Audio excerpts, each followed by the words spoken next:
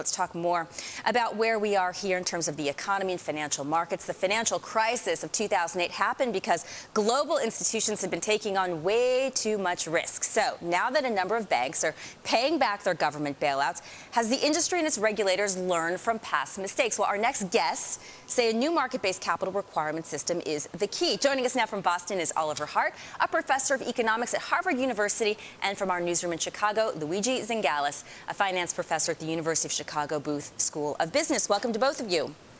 Thank you. Thank you for having us. You co-wrote a piece entitled How the Tricks That Crashed Wall Street Can Save the World, and your lead involves a comparison with a teenage son who got dangerously drunk at a party. So give us the basis of your theory here.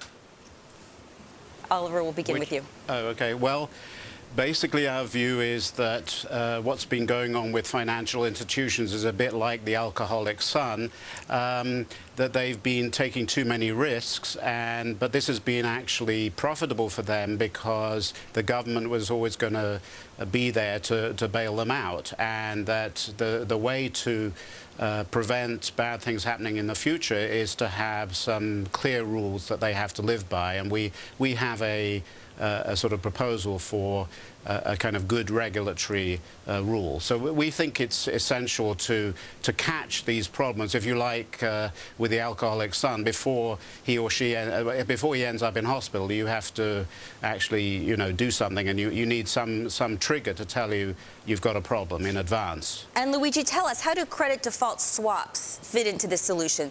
Played a starring role in the meltdown, and now they come into play with your solution. So detail that. Yes, the problem is that regulators tend to be always late to the problem, and there is a huge political resistance in jumping the gun and asserting that the company at a bank is not adequately capitalized.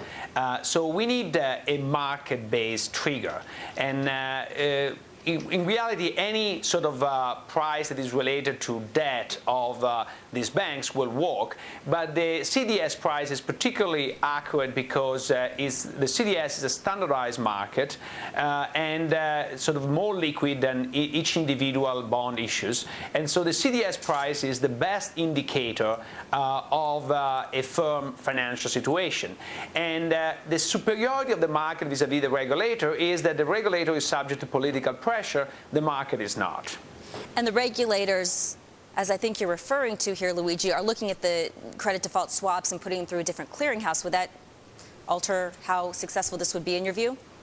Absolutely. I think that the CDS price that we envision is a CDS price in an organized exchange of CDS that are adequately capitalized, so that the price is indeed a correct market price, market assessment of the risk that these financial institutions might end up defaulting. So, Oliver, what do you think of the regulatory reform overall making its way through Congress right now? I.e., do you like the idea of the single regulator, the Council of Regulators?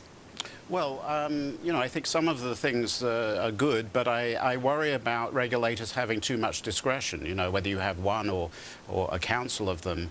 The key question is what tells them that it's the time to intervene? I think we're worried, Luigi and I are worried that without some sort of objective measure of when a large financial institution is undercapitalized, you're going to have a lot of mistakes being made. We saw that in the last crisis with the FDIC regulator intervening too late with banks like Washington Mutual. Luigi, one more question for you. Some news today that the House Majority Leader Steny Hoyer says the House is considering reinstituting the Depression-era Glass-Steagall Act, which, as I'm sure you know, barred bank holding companies from owning other financial companies. What do you think of bringing back that? I think it's an old-fashioned solution to a real problem. I think that the real problem is that the banking sector, as it is now, is taking too much risk, and so people revert to what they know, and they say in the good old days when Glass-Steagall was there, banks were not taking so much risk. But in reality, I think that the intermingling of commercial and investment banking was not the source of the crisis. The crisis here started mostly in the investment banking sector, in investment banks that were separated from commercial banks, but spread through the entire sort of banking sector, regardless of the fact that many of these banks were separated. So separating them will not really address the problem. Oliver Hart, professor of economics at Harvard University, and Luigi Zingales, finance professor, University of Chicago Booth School of Business. Thank you so much for joining us this hour.